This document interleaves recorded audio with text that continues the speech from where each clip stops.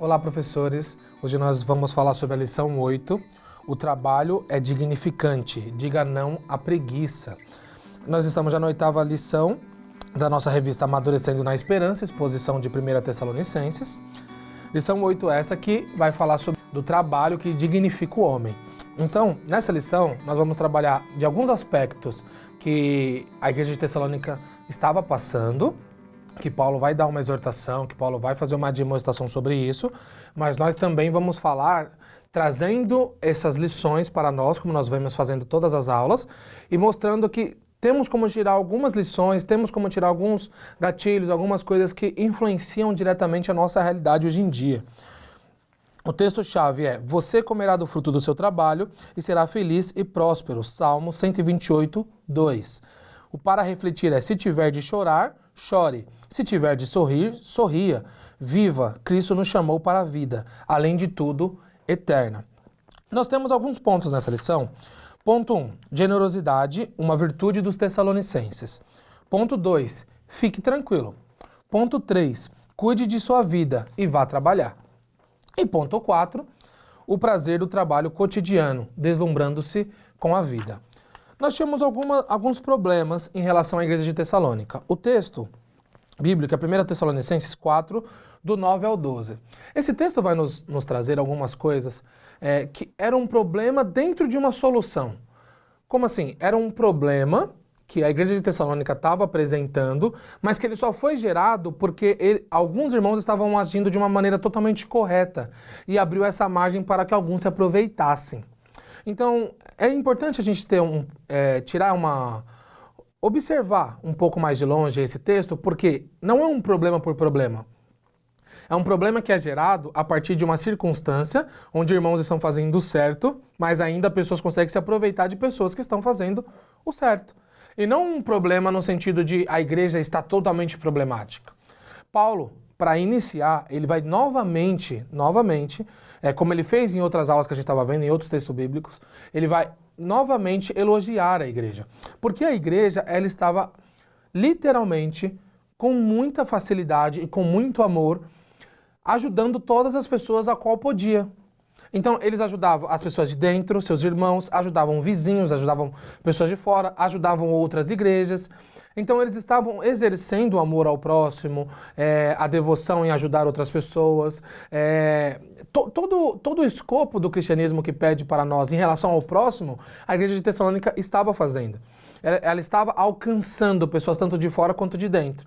E isso fez com que pessoas dentro da igreja acabassem se aproveitando da boa fé, se aproveitando da maneira como aquela igreja estava prosperando dentro da ideia de fazer aquilo com a Bíblia ou com os ensinamentos de Cristo, com os ensinamentos do Antigo Testamento, colocavam para a igreja como certo, das Escrituras Sagradas. Ao seguirem essas Escrituras, eles estavam propagando o evangelho de uma maneira verdadeira e eficaz, e pessoas acabaram se aproveitando disso. Nós podemos tirar muitas coisas daqui. Se nós tirássemos um ponto, é muito normal quando uma igreja, muito normal não dizendo que é certo, mas acontece de quando nós estamos, quando uma igreja começa a prosperar muito, de determinados líderes, e quando eu falo igreja aqui, tá, eu estou abrangendo qualquer tipo de religião que tenha um templo, tá? Então, começa a prosperar, e algum de seus líderes, com um caráter ruim, ou com uma influência maligna, ou por ser uma pessoa de índole duvidável, acaba pervertendo aquilo para aproveitar do momento de ascensão que o seu templo, que a sua igreja está passando. Então isso acontece também nos nossos dias e em muitas outras áreas, não só essa. Isso foi apenas um exemplo. Lá era generosidade. Eles tinham uma ótima generosidade. Generosidade, uma virtude dos Tessalonicenses, que é o primeiro tópico que a gente tem, vai nos mostrar que amar ao próximo, dar comida aos famintos, libertar os cativos, que são escopos, tá? Que são coisas que são até introdutórias, mas que são obrigações para o cristianismo, todas essas coisas aquela igreja estava fazendo. E a partir disso, fazendo aquilo, e as pessoas se aproveitando do que eles estavam construindo, as pessoas se aproveitando do momento que a igreja estava crescendo, do momento que a igreja estava influenciando, chegou pessoas ociosas para tentar duas: ser fofoqueiro, saber da vida dos irmãos. E segundo, principalmente, aproveitar das pessoas que doavam, que ajudavam, que eram generosas. E Paulo ele vai de encontro com isso. Ele vai pedir, como a Bíblia deixa muito clara, que cada família, cada homem, cada pessoa, ela coma do seu próprio suor. Engraçado que Paulo vai ser um cara que ele poderia, e ele até defende que os ministros eles precisam ser sustentados, e ele poderia simplesmente ser uma pessoa sustentada pelas igrejas onde ele passa. Mas ele construía redes, ele deixou muito claro que ele não estava sendo peso para ninguém, porque ele fazia o seu próprio sustento. E ele vai deixar isso muito claro para essa igreja, dizendo, olha, vocês precisam comer do seu próprio suor, vocês precisam entender, vocês precisam trabalhar para vocês. O trabalho naquela época era um trabalho muito manual. Então, eles tinham suas oficinas, eles tinham muitos artesãos, eles tinham um trabalho que, não, obviamente, que não tinha máquina antigamente, mas que dependia muito do seu empenho, que dependia muito do dia a dia de cada um. E eles estavam fechando, os comentaristas exegetas desse texto vai dizer que eles estavam fechando suas oficinas para poderem ajudar aos pobres, para outros com uma índole pior, fechando suas oficinas para poder ser sustentado por pessoas que estavam ajudando os outros e assim não precisar trabalhar. Então esse era um problema muito complicado em relação a essa igreja. Essa generosidade da igreja, ela estava fazendo com que pessoas se aproveitassem disso. E ao se aproveitarem disso, geravam ali um conflito, porque além de pessoas que realmente precisavam não terem esse auxílio, porque pessoas que não precisavam estavam tendo, além disso, essas pessoas ainda estavam saindo do que nós chamamos de cristianismo, porque além de estar nesse pecado de preguiça, além de estar nesse pecado de estar longe daquilo que o cristianismo, ou daquilo que Deus realmente colocou para nós, de trabalho, de gerar a nossa casa, de gerar a nossa família, eles ainda estavam, principalmente, atrapalhando o andamento da igreja, atrapalhando o andamento das coisas como eram para ser. Então, era para eles estarem juntos com os outros irmãos, ajudando quem precisava, e não sozinhos, sendo ajudados, sendo que eles tinham como gerar renda para eles, sendo que eles tinham como se autossustentar. E Paulo vai chamar muita atenção em relação a isso. Essa generosidade, essa virtude nos Tessalonicenses é uma coisa que estavam sendo aproveitada por aqueles que não precisavam, serem sustentados pela igreja, serem ajudados pelos irmãos. E acabava que outras pessoas que precisavam não conseguiam ter esse auxílio. Tirando esse ponto pra gente, o cristianismo, pra gente ter uma noção, o cristianismo ele é uma visão, ele é uma cosmovisão que ele é admirado por muitos de fora.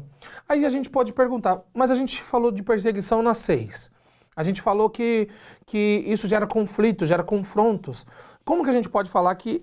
A gente falou na 7, agora, que a nossa visão de mundo em relação à sexualidade vai muito contra, bate muito de frente com o que o mundo apresenta. E como que agora a gente pode dizer que ela é admirada? É que o fato é que, além de algumas coisas realmente serem contra a maneira como o mundo anda, e além de o que gerar perseguição, principalmente ser o conteúdo da mensagem, como a gente trabalhou na lição 6, amar ao próximo, ajudar o outro, é uma coisa bem vista. Quando nós chegamos e dissemos assim, olha, eu vou na África fazer missões, e um famoso, ele vai lá na África fazer um poço de água para outras pessoas, é ajudar o outro, é ajudar o próximo. Então, essa visão de cristianismo, de pegar e ajudar ao outro que necessita, e pessoas influentes também fazerem isso, é uma visão que é bem vista. Hoje, a gente vai vendo algumas discussões dentro de escolas, faculdades, intelectuais, pessoas, eu vejo algumas entrevistas de pessoas que não são cristãos e diz assim, olha, eu entendo, eu não creio, mas é inegável o trabalho que uma igreja pode fazer dentro de uma comunidade. É inegável o trabalho que uma igreja pode fazer dentro de um lugar carente. E as pessoas entendem isso, que mesmo não crendo, não tendo a fé, isso é um trabalho que ele é admirado. Isso é um trabalho que ele gera felicidade, que ele gera auxílio, que ele gera para a nossa sociedade. Então, ele gera muitas coisas boas, e isso sim é admirado pelos de fora. Obviamente que quando nós, além de auxiliarmos o próximo, enxertamos a nossa mensagem, e essa mensagem de confronto que nós conversamos na lição 6, obviamente que isso gera confronto. Então, nós somos atacados por aquilo que nós pregamos, mesmo sendo uma mensagem que pode ser admirada por pessoas do nosso tempo. O fato de nós sermos admirados nessa conduta de ajudar o próximo não exclui o fato de que pessoas também se aproveitam hoje em dia. Nós, por muitas vezes, acabamos, infelizmente, ajudando pessoas que nem sempre estão na situação que parecem estar. E geralmente a gente adota o reflexo ou adotamos a narrativa de tudo bem, mas a minha consciência está limpa. Eu quis ajudar, então a minha consciência está limpa. Isso é real nos nossos dias. Como é real dentro da igreja, como é real dentro de qualquer lugar da sociedade. Nós, às vezes, ajudamos pessoas que nem sempre elas estão naquele lugar onde parecem estar, onde falam que estão. Então, ajudar ao próximo não é uma tarefa fácil. As pessoas acham que ajudar ao próximo é simplesmente dar uma quantia, isso também é ajudar. Ou dar um prato de comida, isso também é ajudar. Mas o que o cristianismo vai oferecer, o que o evangelho vai oferecer, e aí nós vamos retirar isso de Tessalônica, tá? Do que os tessalonicenses estavam fazendo. É que além, e principalmente, além dessa ajuda humanitária, nós também sempre levamos uma coisa a mais, um algo a mais. Um algo que poderia, que pode, né? Não que poderia, mas que pode mudar vidas. Então, esse algo que nós levamos a mais é uma coisa que nem sempre é bem aceita. Então, até o ajudar, até o ponto de ajudar, até pessoas que teoricamente podem não estar nessa posição, é muito bem aceito pelas pessoas que assistem. Mas, quando nós retiramos essa ideia só de apenas ajudar e agora vamos entregar alguma coisa, entregar uma mensagem, entregar o evangelho, entregar uma palavra, acaba gerando esse confronto entre religião e sociedade, que muitas vezes deixam dois lados totalmente polarizados e muitas das vezes errado. Que a gente às vezes não consegue ter essa visão de como enxertar a palavra de Deus em um mundo secularizado. Então, professores, nós precisamos então expor para os nossos jovens que a generosidade, o amor fraternal, ele é gigantesco para quando nós vamos fazer isso com o próximo e podemos mudar a vida deles a partir de um ato desse. Mas a gente sempre tem que entrar junto com a mensagem. N.T. Wright vai dizer assim: a própria expressão do amor de Deus resultou na doação total na morte da pessoa de Jesus Cristo, de seu Filho. Quando ele vai dizer isso além de a nossa generosidade, além de a generosidade de Deus resultar nessa morte, essa morte ela tem um porquê. Então a gente leva, sim, o evangelho quando nós ajudamos as outras pessoas. E era isso que a Igreja de Tessalônica estava fazendo. Além de ajudar e trazer esse problema, ter esse problema, automaticamente elas estavam levando esse evangelho. Por isso que lá no começo da carta, quando nós falamos, Paulo vai dizer assim: vocês se tornaram exemplo para os de fora. Vocês se tornaram o exemplo, as igrejas estão crescendo vendo vocês. Então, ainda Paulo vai usar uma linguagem tipo assim, olha, além disso, além de se tornar exemplo, eu não estou precisando contar as experiências, contar o que aconteceu com vocês, contar muita coisa, porque muita coisa, ao verem vocês, eles já sabem, vocês já propagaram o evangelho. Vocês propagaram o evangelho em muitos lugares. Então, automaticamente, a generosidade estava vindo acompanhada de uma exposição da mensagem. Além de toda essa coisa de generosidade que a igreja estava passando de Tessalônica e as pessoas se aproveitando, teve um problema muito, muito nítido que também era sobre a invasão à privacidade. Nossa, e aí nós temos um ponto a se considerar muito legal, porque a Bíblia ela deixa muitas lições de confessar uns aos outros, de exortar uns aos outros, de estar sempre em contato, em diálogo, em conversas. Até em questão judicial, a Bíblia vai colocar que, se possível, que se resolva entre eles, que não levem para os de fora, que não levem para outras pessoas julgarem. Que estejam entre eles. Então, a Bíblia sempre está muito nítido nesse ponto de que o diálogo entre os irmãos, ele é imprescindível. Nós somos um corpo e precisamos estar juntos em relação a isso. Mas não pode ter um abuso em relação a isso. E isso algumas pessoas da igreja de Tessalônica estavam fazendo. Elas queriam saber de tudo que a vida da pessoa tinha. Ela queria estar dentro da casa das pessoas. Ela queria estar influenciando o que acontecia dentro da casa. Queria, vocês brigaram como casal? E o que vocês brigaram? Por que isso aconteceu? Você tem que me contar, nós somos irmãos. Então, tava tendo uma perversão do que era a intimidade, do que era o convívio entre os irmãos. Além de já tirarem a ideia de generosidade e serem sustentados, mesmo não precisando por outros irmãos, além disso eles queriam saber muito da vida dos irmãos. E eu faço uma pergunta, professor, que é real. Você gosta, fala a verdade, você gosta de que uma pessoa chegue e dê uma opinião na sua vida sem saber o mínimo do que está acontecendo? Nós não gostamos. Nós não gostamos. E por muitas das vezes a gente fica na linha um pouco tênue de tipo assim, até onde eu tenho que liberar a minha intimidade por eu ser membro de uma igreja. Até onde eu tenho que liberar a minha intimidade por eu ter irmãos na fé em Cristo. Então, dentro disso, a Bíblia vai deixar muito claro. Nós precisamos nos ajudar com os pecados, confessarmos para que sejamos curados. Nós precisamos estar em diálogo no que precisarmos com os irmãos. Mas nós precisamos também ter a nossa intimidade. Nós precisamos ter a nossa intimidade.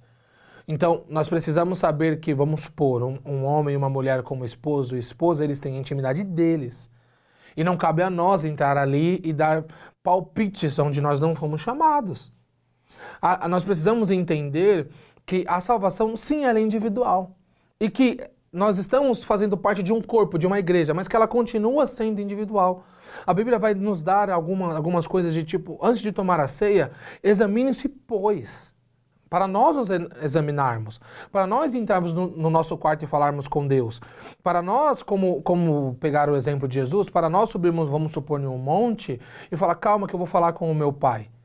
Para nós termos essa intimidade com Deus, para nós termos a intimidade com, vamos supor, com o nosso cônjuge, para nós termos intimidade, às vezes, com pessoas específicas, e termos esse espaço de, eu gosto dessa pessoa, eu tenho mais intimidade com essa pessoa do que eu tenho com outra, ou eu quero ter essa intimidade com Deus, isso é uma coisa que eu quero falar com Deus, isso não é uma coisa que eu quero falar com os irmãos, e nós temos essa liberdade perante a Bíblia.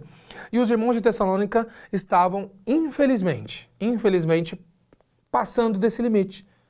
Entendendo que, por ser irmãos em Cristo, por serem igreja, eles precisavam saber de tudo da vida de todos. E isso não é verdade. Perante a Bíblia, isso não é verdade. Nós precisamos nos confessar, nós precisamos nos exortar, nós precisamos ajudar uns aos outros, mas nós precisamos ter a nossa intimidade.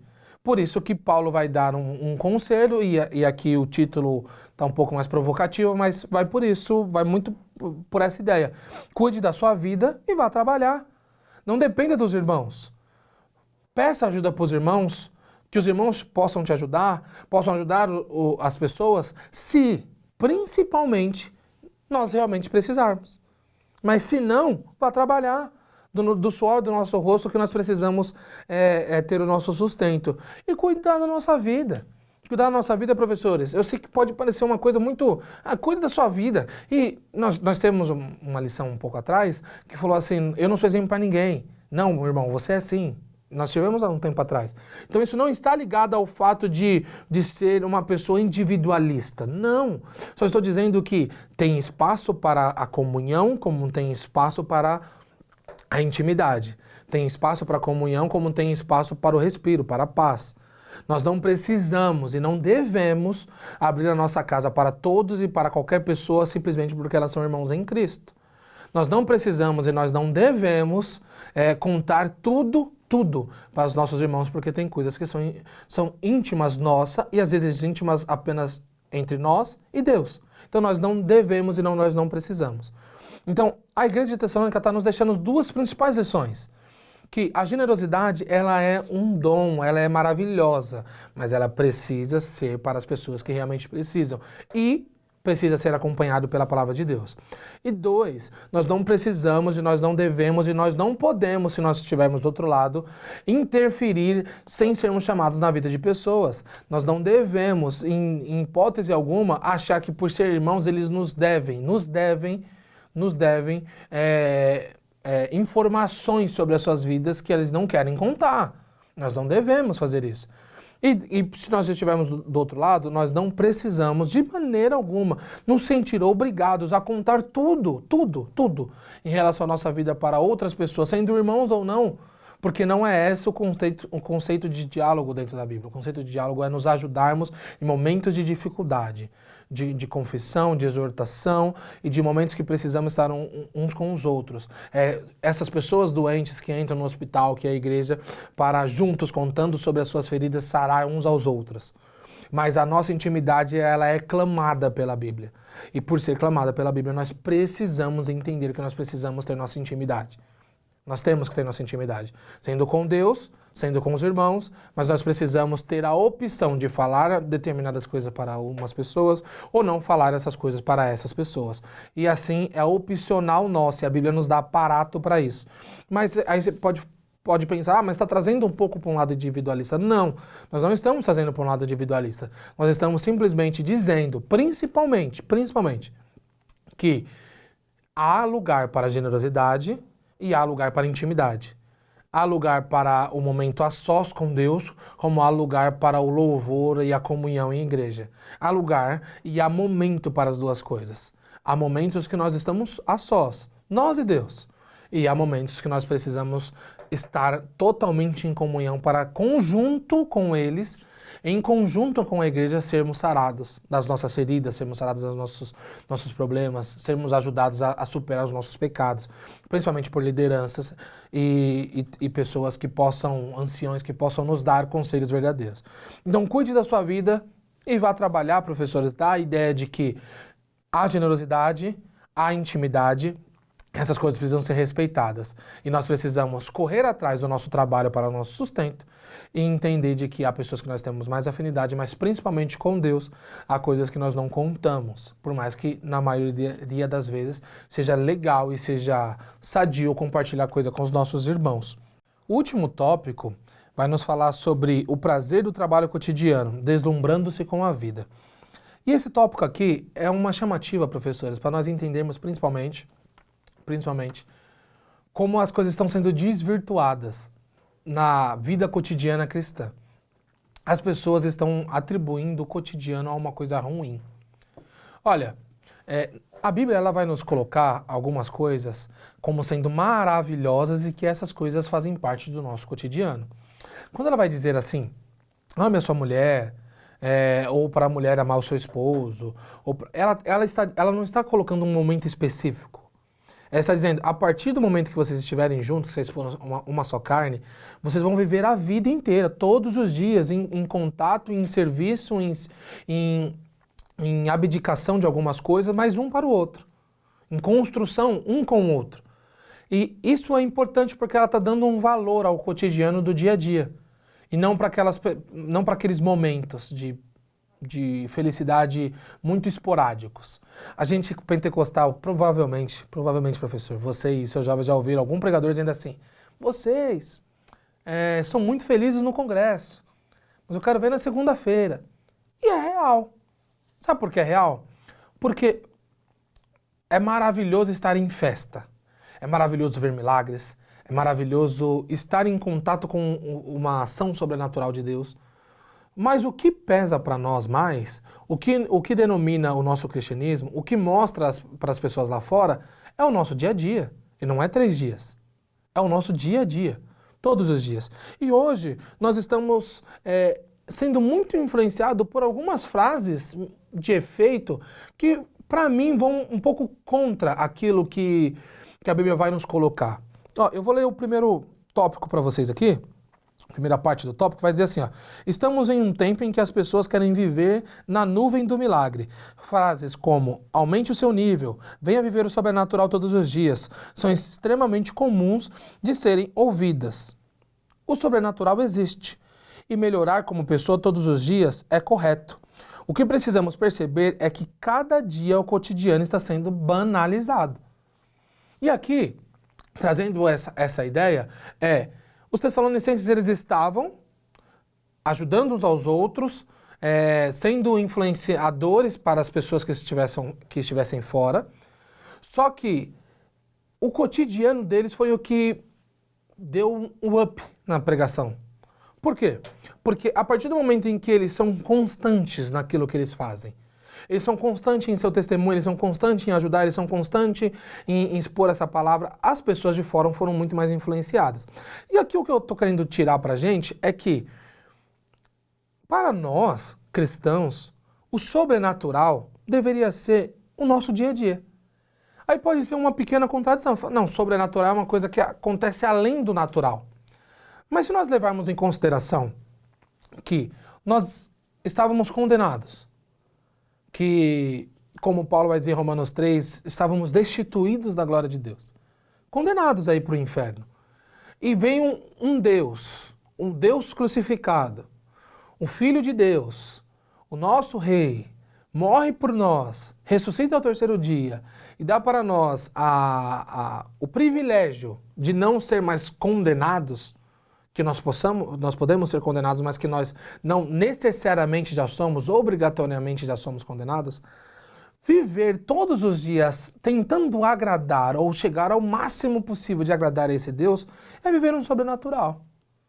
O nosso natural não tem que ser banalizado. O nosso natural tem que ser evidenciado. Por que o cotidiano? Por que o cotidiano é banalizado, sendo que o cotidiano nos mostra como nós vivemos a palavra de Deus? O que mais vai ser gritante para nós? O sábado e o domingo ou os 7 dias da semana? O que mais vai ser gritante para nós? O fato de nós estarmos totalmente imersos dentro de uma cosmovisão que influencia os pensamentos e as atitudes nossos diariamente, ou quando nós estamos apenas falando sobre ele? Porque a ideia, desde o início, de trazer um testemunho de Paulo, que foi muito precursor de o evangelho ter ficado em Tessalônica, a ideia de que, para ele, todos os dias ele continuava sendo Paulo. Todos os dias ele continuava influenciando naquilo que ele teria ou que ele influenciava. Então, automaticamente, isso é automático. Automaticamente, o cotidiano tem muito mais peso do que 1 ou 2 dias. Então nós precisamos entender que o cotidiano não pode ser banalizado, porque é maravilhoso estar dia após dia na presença de Deus, influenciando pessoas por aquilo que nós acreditamos. Isso tem que ser valorizado. Quando nós vemos um casal dizendo assim, nós separamos porque caiu na rotina. Meu Deus! Isso é a argumentação para se terminar, para se ter um divórcio, porque caiu na rotina. Sendo que nós podemos fazer, se nós somos cristãos verdadeiros, se nós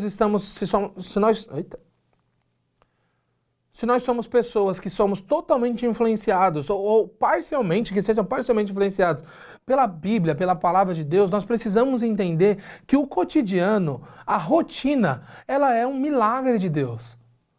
Viver diariamente com a pessoa que nós escolhemos para estar conosco o resto da vida e, além disso, tentando agradar a Deus todos os dias, se santificando todos os dias, agradecendo a justificação de Jesus todos os dias feita em nós, e nós acharmos isso ruim, isso pouco, isso não é pouco, isso é muito. Nós precisamos entender que nós precisamos dar valor ao nosso cotidiano. Nós precisamos dar valor às nossas rotinas, se elas são totalmente influenciadas pela cosmovisão cristã. Nesse segundo parágrafo desse tópico, nós vamos ter essa pergunta. Não conseguimos admirar todos os dias a beleza da criação? E uma resposta automática. Todos os dias eu agradeço pela minha vida e admiro o que Deus criou.